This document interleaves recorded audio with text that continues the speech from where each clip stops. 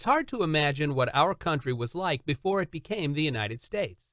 For thousands of years, Native Americans were the main inhabitants until Europeans began to explore and colonize, that is, create settlements and inhabit, the New World.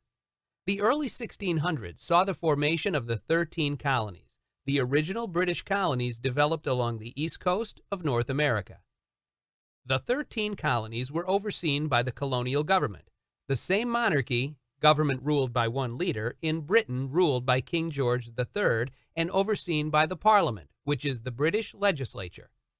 It must have been difficult for a king to help make laws in America while sitting thousands of miles away across an ocean in a palace. That's why he appointed governors for each colony to enforce his laws. He would also send the British Army to collect taxes from the colonists. The colonies followed three basic rules. 1. All colonies should be democratic. 2. Each colony should elect its own legislature. 3. Each colony should have a governor and court system. While all the colonies were formed with these rules in mind, not all colonies were the same. There were three different types, each with different forms of colonial government. Let's explore those next. Royal colonies were where landowners voted to make a government that was ruled by the king-appointed governor, who had the support of the king's army.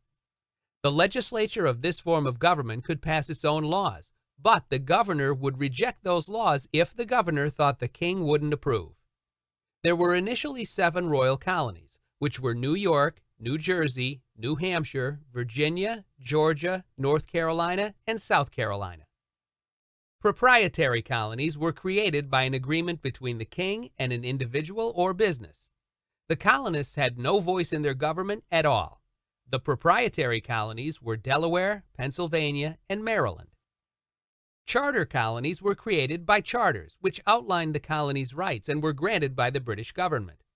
Once the charters were granted, the charter colonies were mostly self-governing. Connecticut and Rhode Island were charter colonies. Massachusetts was also initially a charter colony. It eventually became a royal colony, though it continued to operate under a charter. While waiting to become a royal colony, the Massachusetts colony started using town hall meetings where citizens would discuss and vote on important issues and laws. These town hall meetings were hugely successful and would later become a part of all forms of colonial government. After years of unjust taxation and lack of representation in Parliament, the colonies grew tired of colonial government. They decided it was time to govern themselves. Many American colonists no longer felt ties to England and the king.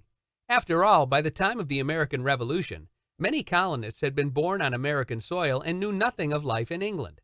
And with that, the American Revolution began, leading the 13 colonies to freedom from England and independence as the United States of America. Colonial government was the form of government practiced in the 13 colonies. The three types of colonial governments were royal, proprietary, and charter colonies. While each differed in the rights allowed to citizens, they were all based on 3 rules. 1. All colonies should be democratic. 2. Each colony should elect its own legislature. And 3. Each colony should have a governor and court system.